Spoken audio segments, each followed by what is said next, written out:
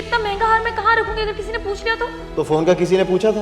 मैंने झूठ बोल दिया कि आसमा ने दिया है। हाँ तो बस ठीक है ना, कह देना कि ये भी आसमा ने दिया, प्रॉब्लम सॉल्व।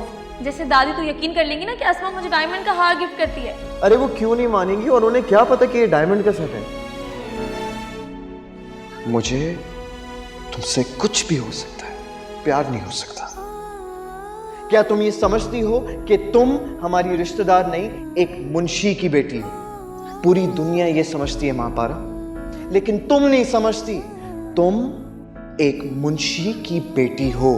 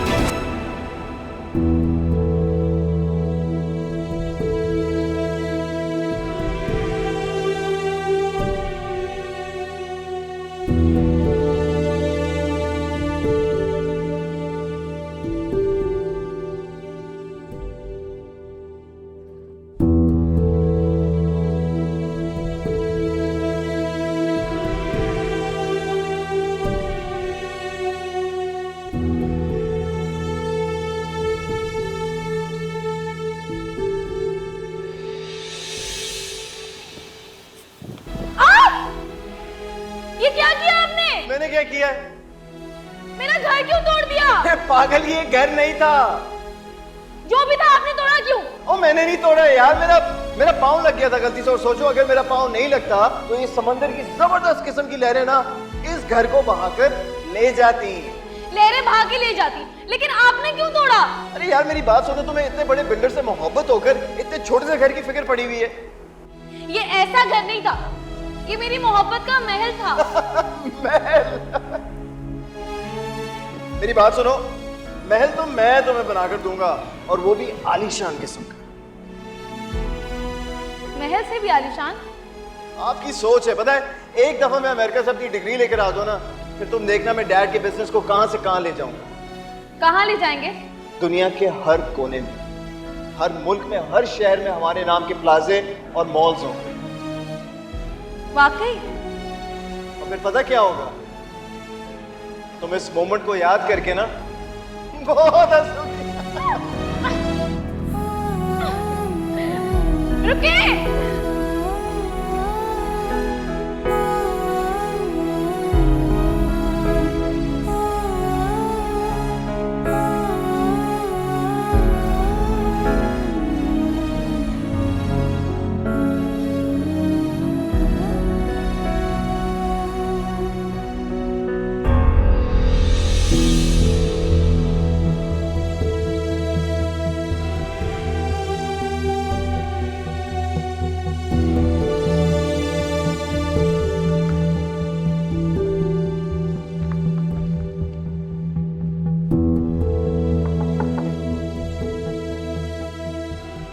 मैम, आपकी चाय। सुनो, जी। नेक्स्ट टाइम मेरे लिए ब्लैक कॉफी लेकर आना। Okay ma'am.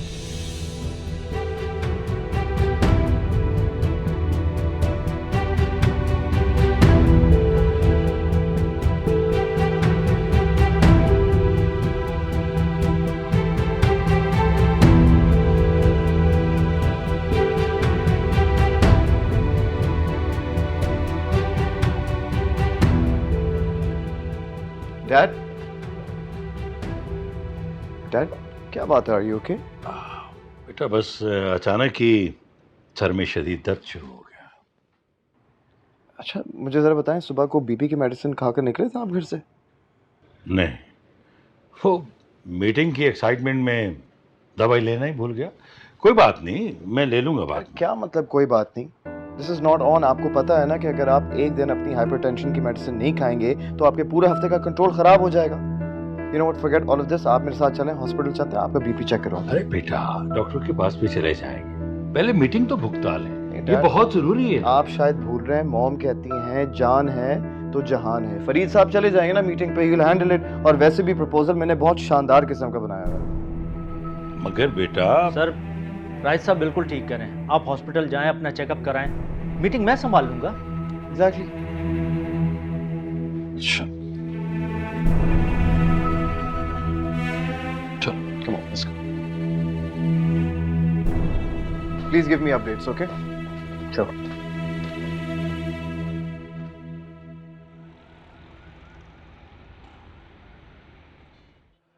Ladies and gentleman, जैसा कि आप जानते हैं, ग्रैंड लैंड ग्रुप कराची में एक और शहर आबाद करने का इरादा रखता है।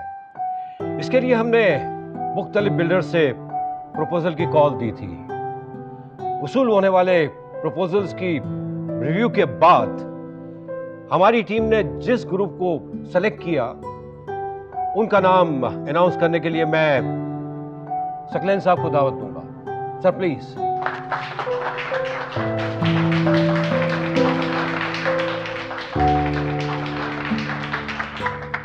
Thank you, thank you. तमाम प्रपोजल को रिव्यू करने के बाद हमारी टीम ने 2 बिल्डर्स का नाम सेलेक्ट किया है। एक हैं शाही बिल्डर्स और दूसरे हैं फजल बिल्डर। शाही बिल्डर की तरफ से खुद फैसल शाही साहब हमारे दरमियान मौजूद हैं और फजल बिल्डर की तरफ से फरीद साहब यहाँ मौजूद हैं।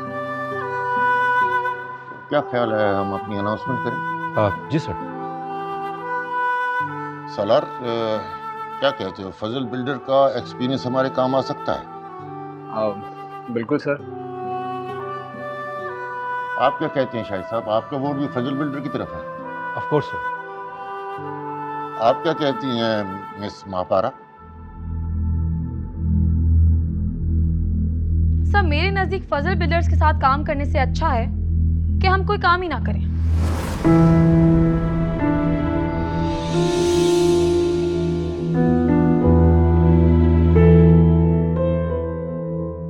जी यस सर, हम ग्रैंड सिटी बनाने जा रहे हैं, जबकि फजल बिल्डर्स के बनाए हुए एक मामूली प्लाजा की बुनियादी भी इतनी मजबूत नहीं है कि वो 2 साल निकाल सके।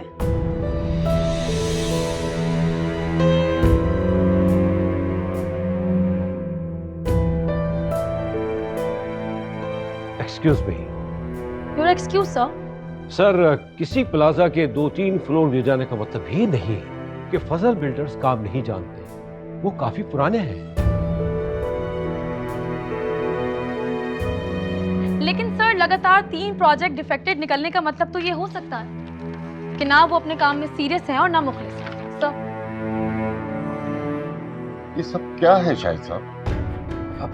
सर 2 साल पहले ओवरहेड ब्रिज तामीर किया गया जो साल की पहली बारिश में ही ब्रेक हो गया। फिर एक इमारत जो आबाद होने से पहले ही गिर गई। फिर प्लाजा और मल्टी स्टोरी बिल्डिंग के 2 फ्लोर आबाद होने से पहले ही गिर गए। अगर उनमें लोग आ चुके होते तो कितना जानी नुकसान होता जानते हैं आप?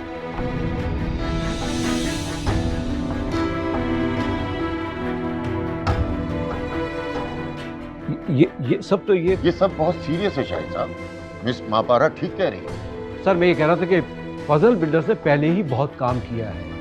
कंप्लेन इनके सिर्फ इन्हीं 3 प्रोजेक्ट्स में आए हैं। मैं आपकी बात मानती हूँ कि फजल बिल्डर्स ने माजी में बहुत अच्छा काम किया होगा, लेकिन गुज़िश्ता 2 सालों से जो उनकी रेपुटेशन मार्केट में है और जो एक के बाद एक प्रॉब्लम्स उनके काम में आ रही हैं, उससे तो यही लगता है कि ना तो वो अपने काम में सीरियस है और ना मुखलिस। हम बड़ी फर्म है, हमारा प्रेशर होगा और सर आई एम श्योर वो हमारे साथ सीरियस भी होंगे। जो फर्म काम मिलने से पहले ही इतनी नॉन सीरियस है कि आज इतनी अहम अनाउंसमेंट पर उनके मालिकान शामिल नहीं है, तो कॉन्ट्रैक्ट मिलने के बाद सर उनका क्या रवैया होगा? लेकिन सर, देखिए शाहिद साहब, किसी की पुरानी साख को देखकर हम नए फैक्ट्स को नजरअंदाज नहीं कर सकते। आप फजल बिल्डर का नाम लिस्ट से निकाल दें।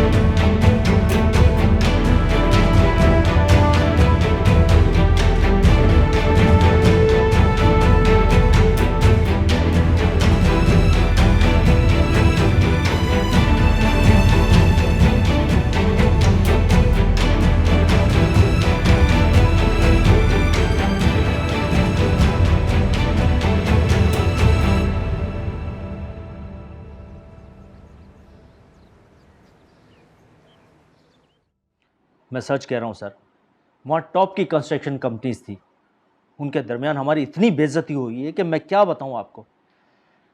सब लोग राज़ी थे, लेकिन सिर्फ एक के अटक जाने से सारा मामला ख़राब हो गया। लेकिन आपको हमारी कंपनी के फेवर में कुछ तो बोलना चाहिए था ना। सर मेरे बोलने की नौबत ही नहीं आई, सकलैन साहब ने मुझे मीटिंग से बाहर निकाल दिया। सुहेल आप टीवी ऑन करें जल्दी। क्या हुआ, सब खैरियत है? मुझे कुछ समझ नहीं आ रहा, आप टीवी ऑन करें, जियो न्यूज़ लगाएं। राइट। आज की अहम खबर, मुल्क की मशहूर और मारूफ कंस्ट्रक्शन कंपनी फजल बिल्डर्स को एक बहुत बड़ी इंटरनेशनल कंपनी ने ब्लैक लिस्ट करार दे दिया। वजह फजल बिल्डर्स की मुसलसल गिरती हुई क्वालिटी, नाकिस तामीराती सामान और गैर जिम्मेदाराना रवैया है। इंटरनेशनल कंपनी का कहना है कि वो ऐसे गैर जिम्मेदार लोगों के साथ काम करके अपनी साख खतरे में नहीं डाल सकते। एक दफा फिर आपको बताते चले कि फजल बिल्डर्स को एक बहुत बड़ी इंटरनेशनल कंपनी ने ब्लैक लिस्ट करार दे दिया है। वजह फजल बिल्डर्स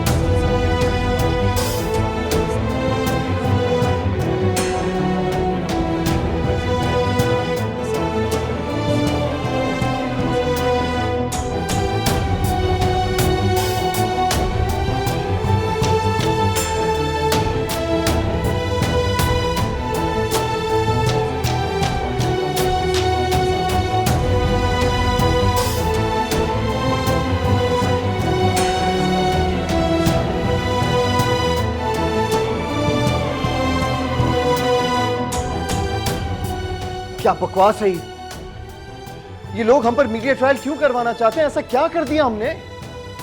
राहित, राहित, डैड पानी लेकर आओ।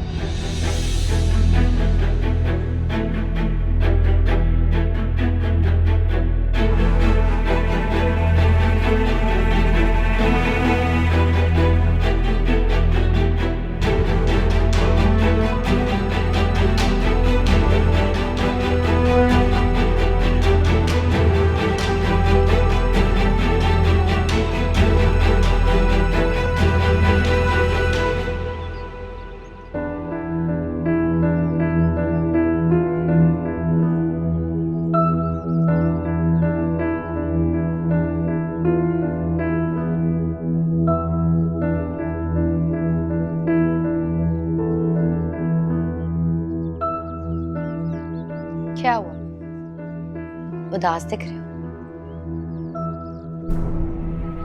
नहीं, उदास नहीं, परेशान हूं। परेशानी तो बनती है ना, शादी भी डिले हो गई और प्रोजेक्ट भी नहीं मिला। तो क्या कहते हैं, खाया पिया कुछ नहीं, क्लास थोड़ा 12 आने। You know what you need to do? You need to shut up. Really? वैसे मुझे चुप कराने से क्या होगा? सारा शहर तुम लोगों के बारे में बात कर रहा है। बड़ा गुरूर था ना तुम्हें अपने खानदान पर। अब देखो कैसे मुंह के बल गिरे तुम और तुम्हारा खानदान। Just think about it.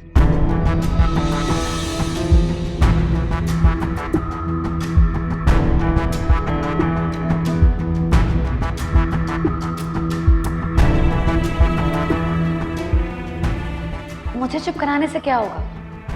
सारा शहर तुम लोगों के बारे में बात कर रहा है।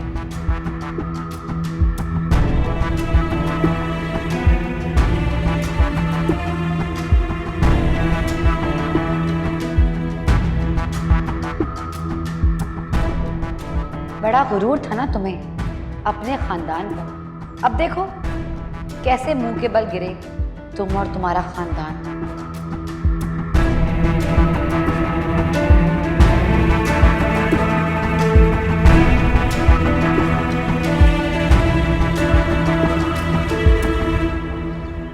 ऐसे कैसे मुंह उठाकर रिजेक्ट कर दिया उन लोगों ने? पता नहीं क्या क्या इल्जामात लगाए जा रहे हैं हमारे ऊपर और टीवी चैनल्स पे हमारी इंसल्ट की जा रही है। बेटा ये इल्जामात नहीं है, ये हकीकत है। माजी में सुहेल से बहुत गलतियां हुई। गलतियां हुई थी तो संभाली भी तो थी। मैं इसीलिए कह रहा था कि पहले डील कर लेते हैं, लेकिन आप लोगों ने मेरी एक नहीं सुनी। उस अफसर ने ये गड़े मुर्दे अपने चंद पैसों के लिए उखाड़े। फरीद ने कहा था कि फाइल प्रेजेंट हो जाए तो फिर 1-2 रोज में डील भी बना ले। 1-2 रोज क्या, पहले दिन ही रिजेक्शन आ गई है डैड। बेटा उसे क्या पता था कि एप्लीकेशन प्रेजेंट होते ही डिसअप्रूव्ड हो जाएगी। ये कौन है जो हमारी साख के पीछे पड़ा हो?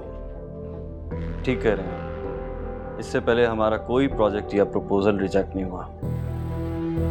कोई बात नहीं बेटा, ये कंपनी पाकिस्तान में पहली बार काम कर रही है, आहिस्ता आहिस्ता हमसे वाकफियत हो जाएगी इसकी। सब्र करो, फरीद राब्ता करने की कोशिश कर रहा है, एक बार वो टाइम दे दे, मुलाकात हो जाए तो फिर बात बन जाएगी। ये मुलाकात सब अपनी कीमत बढ़ाने के तरीके हैं डैड। हाँ तो दे देंगे ना कीमत। ये बड़ी बड़ी कंपनियों के जो अफसरान हैं, ये उनके होचे हथकंडे हैं, बगैर रिश्वत के कहां काम करते हैं वो। देखें डैड, अगर उनको ब्राइब लेनी थी तो सीधी तरह मांग लेते, इस तरह मार्केट में डीफेम करने की क्या जरूरत है? इसीलिए तो मैं अपसेट हूं। यहाँ का अलग उसूल है, यहाँ मांगने वाला मुंह नहीं खोलता, देने वाले को झुकना पड़ता है। फरीद साहब कब तक आएंगे? पता नहीं, अभी तो वो उस अफसर से मिलने के लिए गए। सकलैन साहब से मिलने के लिए उस अफसर से मिलना बहुत ज़रूरी है।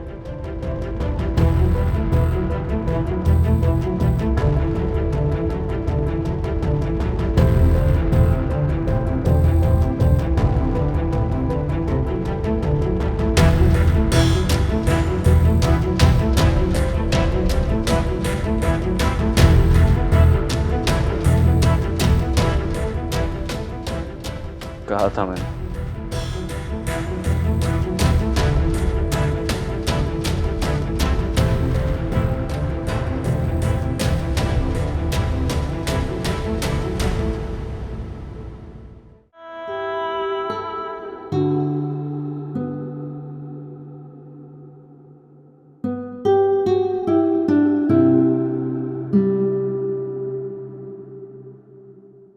दादी थोड़ा सा और।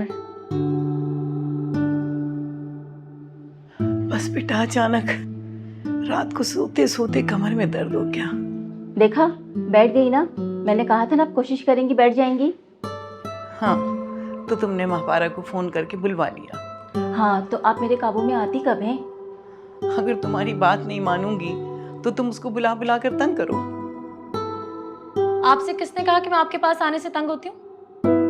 अब दिन में हर 1 घंटे बाद आपने बैठने की कोशिश करनी है और कल से सहारे से आपको वॉक स्टार्ट करनी है। अगर कोई और ज़रूरत हो आप मुझे बता दीजिएगा। ठीक है सलमा, बेटा गेट तक छोड़ा। जी, आ जाए। तुम भी पागल सलमा की बातों में आके और भरी दोपहर में चली आई ऑफिस से अपने। अगर नहीं आती तो आपको अपने सामने बैठा कैसे दिखती? और दोपहर है लेकिन धूप नहीं है। अरे फिर भी अपने सारे काम तो छोड़कर आ गई ना दफ्तर से। दफ्तर में मैं अपने नहीं दूसरों के काम करती हूँ। अरे चलो यूं ही सही, दूसरों के काम तो छोड़े ना तुमने। कुछ लोगों के काम मेरे होने से भी नहीं रुकते। बेटा काम का बनना ना बनना तो सब किस्मत की बात है, लेकिन तुम कोशिश करना कि तुम्हारी ज़ात से सबको आसानियां हो। अच्छा चले, अब मुझे देर हो रही है, मैं चलती हूँ। आप जा रही हैं? मैं तो सोच रही थी कि पकोड़े के साथ चाय भी बना लेती। मौसम इतना अच्छा हो रहा है, बारिश भी होने वाली है। तो तुम बनाकर खा लो। पर सही तो कह रही है, बारिश का मौसम है, खा के जाना तुम भी। अभी तो कह रही थी कि मेरे आने से काम रुक जाएंगे और अब खुद ही रोक रही हैं। आप परेशान मत हो मेरी प्यारी दादी, मैं जल्दी आ जाऊँ। अल्लाह हाफिज। अल्लाह हाफिज। सलमान दादी का ख्याल रखना। मैं दरवाजा लॉक करके आती हूँ। वालेकुम अस्सलाम। हाँ शैला, सब खैरियत है ना? जी जी, सब खैरियत ही है। एक्चुअली मैं चाह रही थी कि आप थोड़ा सा वक्त निकाल कर मेरे साथ सारा के घर चलें। कैसी बातें कर रही हो तुम? इस वक्त तो टाइम बिल्कुल नहीं है हमारे पास। मुझे अकेले जाकर ये बात करना अच्छा नहीं लग रहा। अरे अच्छा लगे या बुरा, ये हमारा एक जेन्युइन रीजन है। तुम बात करके देखो, वो समझ जाएंगे। रायत के फ्यूचर के साथ उनकी बेटी का फ्यूचर भी तो जुड़ा हुआ है ना। लेकिन अभी तो हमने डेट फिक्स की थी, अब इस तरह जाकर डेट चेंज करने की बात करेंगे तो आपको पता है उन लोगों ने तैयारियां भी शुरू कर दी हैं। अच्छा, फिर ऐसा करो, तुम हाजरा को अपने साथ ले जाओ, 1 से 2 भले। हाजरा को नहीं ले जा सकती, हर चीज जाकर उल्टी पुल्टी कर देगी वहां पर। एक तो हम बिजनेस के मामले में फंसे हुए हैं, ऊपर से तुम शादी ब्याह की बातें करके वक्त जाया कर रही हो। प्लीज बंद करो फोन को। ओके ठीक है, आप करें अपना काम, मैं सोचती हूँ कुछ। खुदा हाफिज।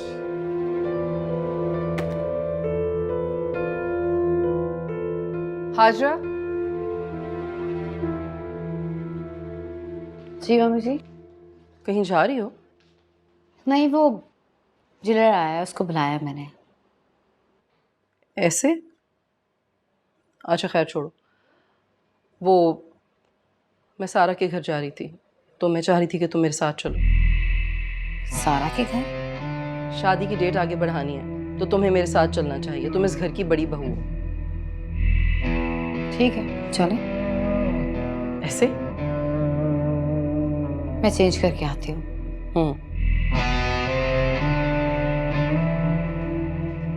जरीना, जरीना, वो बाहर ज्वेलर आया हुआ है ना? जी। उससे कहो कि अभी घर में कोई नहीं है, कल आ जाए। जी अच्छा।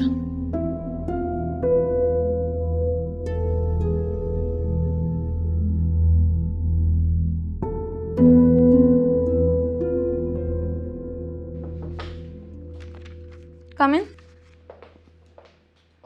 मैम, फजल बिल्डर्स वाले फरीद साहब 2 घंटे से आपका वेट कर रहे हैं। क्यों? मैंने आपसे पहले भी कहा था कि मुझे किसी से नहीं मिलना। मिल लें मैम, उन लोगों से दुश्मनी अच्छी नहीं होती।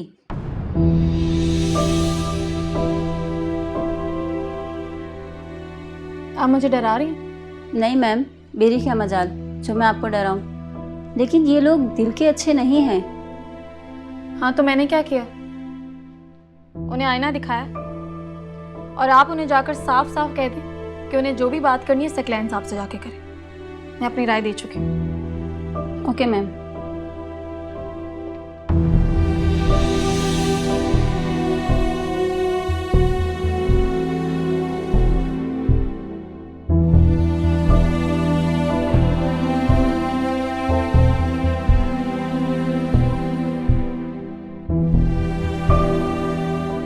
लेकिन हमने तो आपके कहने पे तैयारियां शुरू की थी। जी जी बिल्कुल ऐसी ही बात है, लेकिन अचानक हाजरा की डेट दे दी ना डॉक्टर ने, तो हम क्या कर सकते हैं दुर्दाना। अब ये इस हालत में भाग भाग की शादी की तैयारियां तो नहीं कर सकती। ऐसी तो कोई बात है नहीं इसमें। आजकल तो आप पैसे देकर हर चीज ऑर्गेनाइज करवा सकते हैं, तैयारियां हो सकती हैं।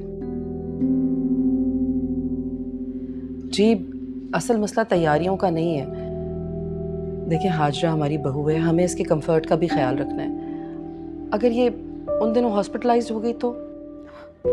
इनकी वालिदा भी तो हैं, और वैसे भी डिलीवरी के बाद लड़कियां ज्यादातर अपने मैके ही जाती हैं। जी लेकिन मसला ये है ना कि हम अपनी बड़ी बहू को छोड़कर अपने बेटे की बारात कैसे ले जा सकते हैं। हमारा सारा ध्यान तो बहू और होने वाले बेबी की तरफ रहेगा ना। 4 या 5 घंटे लगते हैं वेडिंग सेरेमनी, इससे ज्यादा तो न्यू बॉर्न बेबी सो लेते हैं। I don't think this is a good enough reason. इस तरह शादी डिले करने के लिए वजह आपकी अच्छी नहीं है। लेकिन मुनासिब तो नहीं लगेगा ना कि हाजरा अपने लाडले देवर की शादी में शिरकत ना करे, और फिर ये हमारे घर की आखिरी शादी होगी दुर्दाना।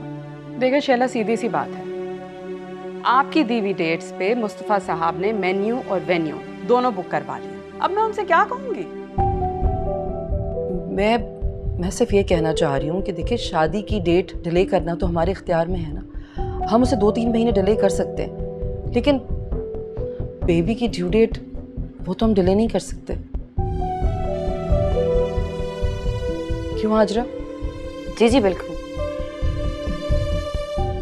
आजकल बिजनेस के प्रॉब्लम में अगर बेबी की ड्यू डेट डिले हो सकती तो हम वो भी कर देते।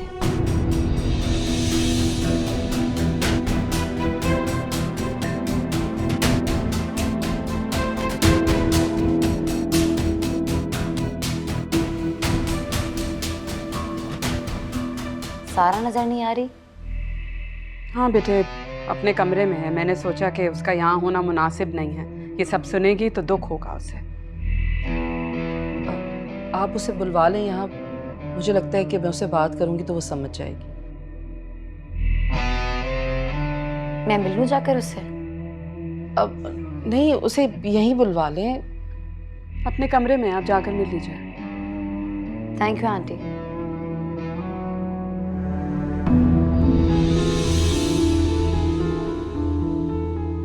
जितनी एक्टिव ये हैं, लगता तो नहीं कि इनकी वजह से शादी डिले हो रही है। वो मैं भी मिल लूं जरा। मैंने चाय मंगवाई है, आप बैठे, ठंडी हो जाएगी।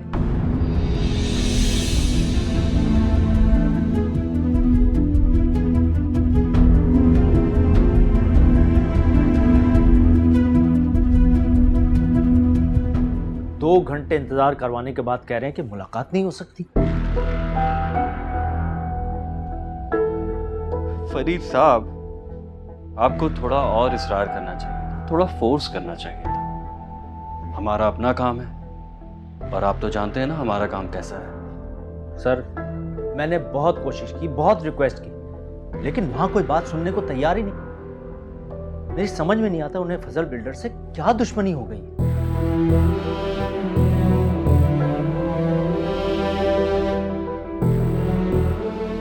ऐसा कौन आ गया मर्द का बच्चा जो हमसे टसल लगा रहा है? यही तो मसला है सर। क्या? कि वो ऑफिसर कोई मर्द नहीं है।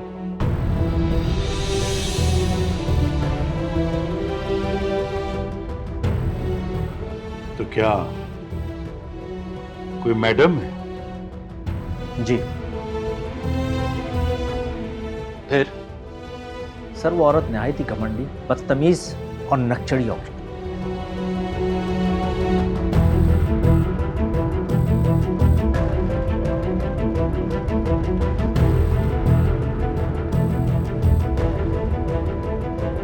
कोई फोन नंबर है? नहीं। राइट, कहां जा रहे हो? देखने जा रहा हूं कि वो कौन है जो हमसे टसल ले रही है।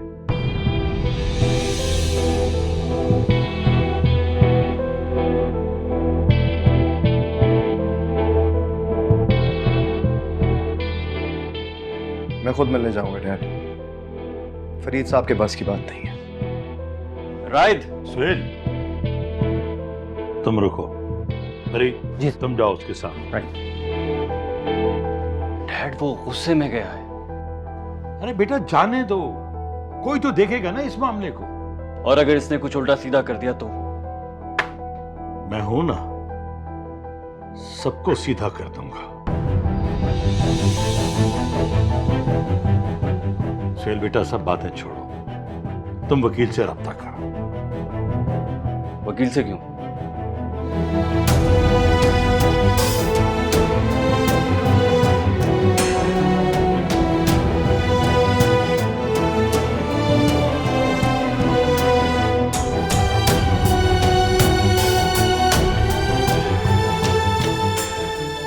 मैडम,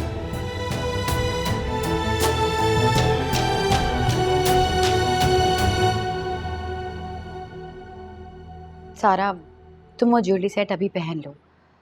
हो सकता है शादी लेट हो जाए और उसका फैशन चला जाए। आप फिक्र ना करें भाभी, मैं आपके बेबी की नेम सेरेमनी पर पहन लूँगी। वो तो नेक्स्ट मंथ ही होगी ना। सारा, तुम्हें बुरा तो नहीं लगा मैंने तुम्हें सच बता दिया? बिल्कुल नहीं भाभी, आपने बहुत अच्छा किया मुझे सच बताकर। बल्कि मेरे ख्याल से तो शैला आंटी को भी मामा को सच बता देना चाहिए। वो अंडरस्टैंड कर लेंगी। शायद वो हिचकिचा रही हो बताने से, लेकिन मैं नहीं चाहती कि तुम्हें तुम्हारी शादी डिले होने का रीज़न मेरा बेबी लगे और तुम्हारा उससे दिल ख़राब हो जाए। बस इसीलिए मैंने सोचा कि तुम्हें सच सच बता दूं कि रायद एक प्रोजेक्ट को लेके बहुत ज़्यादा परेशान है और बाकी घर वाले उसको देखकर ऑलरेडी परेशान है। बस इसीलिए। ऐसी कोई बात नहीं है भाभी। अगर रीज़न आपका बेबी भी होता तो मेरा दिल बुरा नहीं होता।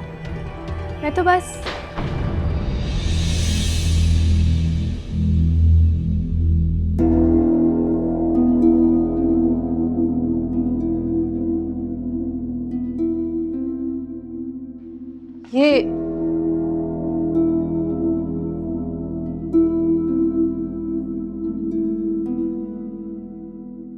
ये ब्रेसलेट, ये ब्रेसलेट किसका है? पता नहीं, बेगम साहिबा ने कहा था ये फेंकने के लिए सामान। मैं पूछ रही हूँ कि ये ब्रेसलेट किसका है? अरे हमारी एक मुलाजिमा थी, उसका है ये सामान।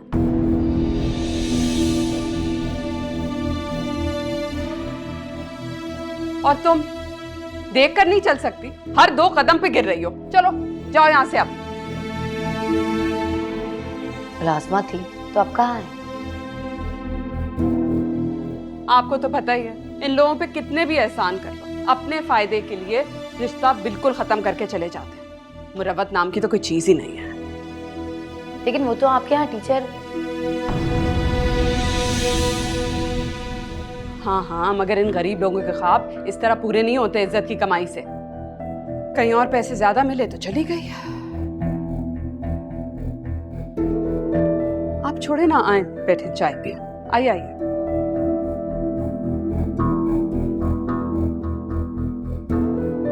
और इसकी दादी वो कहाँ है? उन्हें भी साथ ले गई। चले आप छोड़ें, आप आए ना मेरे साथ, चले।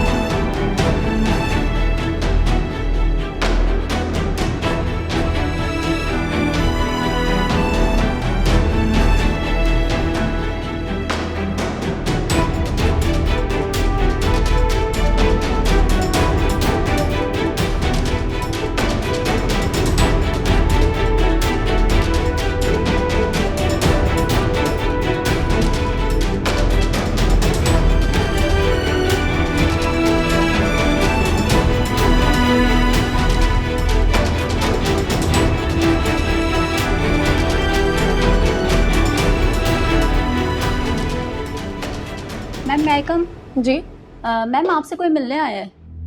कौन? फजल बिल्डर से। मैंने उनके मैनेजर से पहले भी कहा था कि उन्हें जो भी बात करनी है सकलैन साहब से करें, मुझे उनसे नहीं मिलना। नहीं मैम, खाली मैनेजर नहीं आए। फिर रायद अली साहब आए हैं।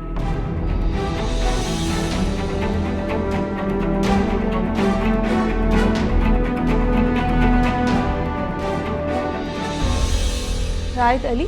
जी, रायद अली। रायद अली फजल बिल्डर्स के मालकान में से एक हैं।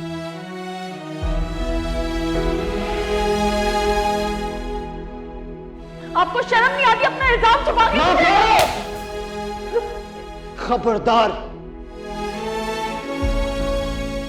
खबरदार जो तुमने मेरे भाई पे हाथ उठाने की कोशिश की। तुम्हें समझने में हम सबसे बहुत बड़ी गलती हुई है। आइंदा शक्ल मत दिखाना। लेकिन दो यहां से।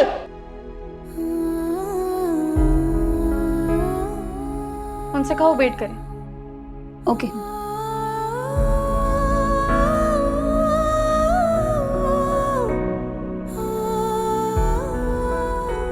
तुम घर के अंदर जाओगी?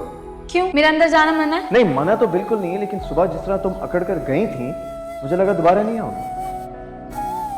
मैं अम्मी जी से मिलने जा रही हूँ। अच्छा, यानी भरम खत्म?